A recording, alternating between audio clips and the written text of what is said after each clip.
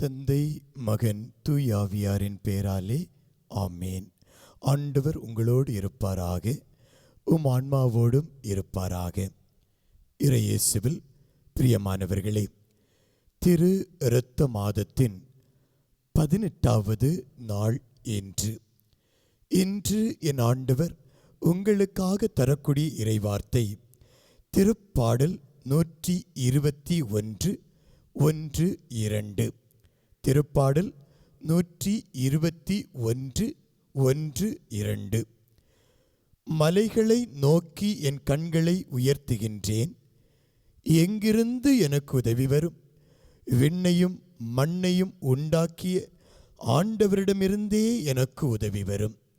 இயேசுவில் பிரியமானவர்களே, இந்த இறை வார்த்தை பகுதியை இன்று நீங்கள் திறந்து வைத்து உங்களுடைய வேண்டுதல்களை இந்த பகுதியிலே வைத்துக் கொள்ளுங்கள். கண்டிப்பாக இந்த வார்த்தை இன்று உயிராய் மாறி உங்களுடைய வேண்டுதல்களை எல்லாம் நிறைவேற்றும் என்ற நம்பிக்கையோடு இறைவன் இந்த வார்த்தையின் வழியாக என்னோடு இந்த அதிகாலை வேளையில் என்ன பேச இருக்கிறார் என்று கேட்போமா? விவிலியம் அழகாக சொல்லுகிறது, மலைகளை நோக்கி என் கண்களை உயர்த்துகிறேன்.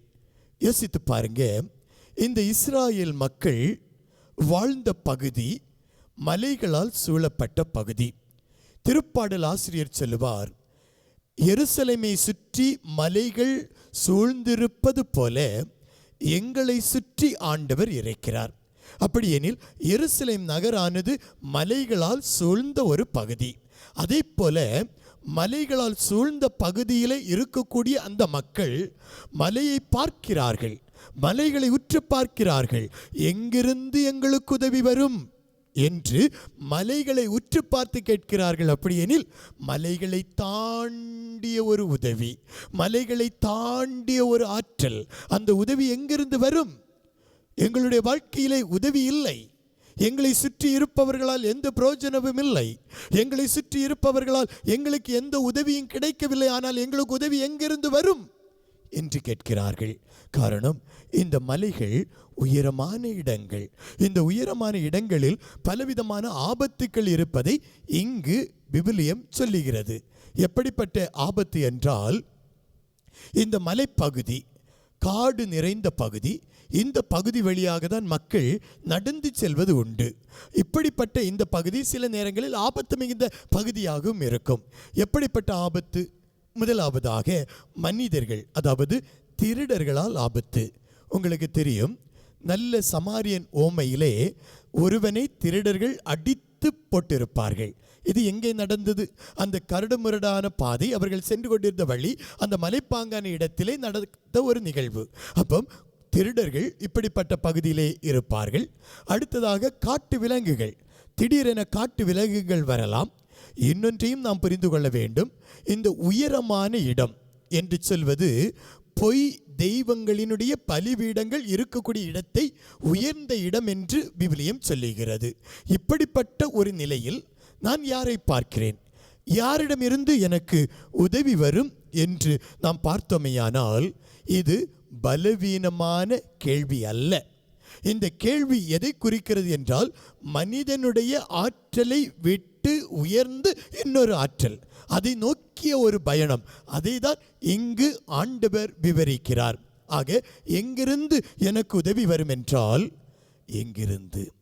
மனித அறிவை தாண்டி, மனித பலத்தை தாண்டி இன்னொரு இடத்துல எனக்கு உதவி இருக்கிறது, இன்னொரு இடத்துல எனக்காக ஒரு உதவி இருக்கிறது. அதை நான் பார்க்கிறேன். அது யார்? மனிதர்கள் அல்ல. ஏன் மனிதர்கள் அல்ல? மனிதர்கள் நம்மோடு இருப்பார்கள், ஆனால் எப்போது விலகுவார்கள் என்று தெரியாது. ஆகவேதான் திருப்பாடல் ஆசிரியர் என்ன சொல்லுகிறார் தெரியுமா? விண்ணையும் மண்ணையும் படைத்த ஆண்டவரிடமிருந்தே உதவி வரும். எவ்வளவு அழகான வார்த்தை இது! மனிதர்கள் அல்ல, கடவுளிடமிருந்து நமக்கு உதவி வருகிறது. மலையை தாண்டிய ஒரு ஆற்றல் என் ஆண்டவரிடமிருந்து உதவி வருகிறது. மகனே, மகளே, நீங்கள் செல்லக்கூடிய பாதையிலே மலைகள் இருக்கலாம், மலைகள் போன்ற பிரச்சனைகள் இருக்கலாம்.